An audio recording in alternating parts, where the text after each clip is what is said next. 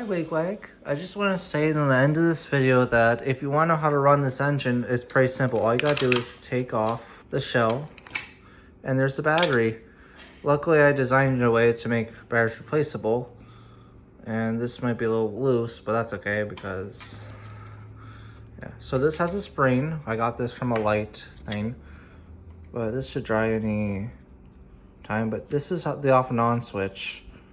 So basically, you just get a new battery when it's dead, and basically put it on there, put the shell on there. Very straightforward. Then, that's simple. See? And then the easy part is you can just put on the track, a couple like this, and voila, it's free to run on your layout. Anyway, I hope you enjoy this locomotive as I enjoy building it. I really do enjoy building this. And I hope you have an awesome day, Wigwag, and this is Nathan saying goodbye and have a very awesome day.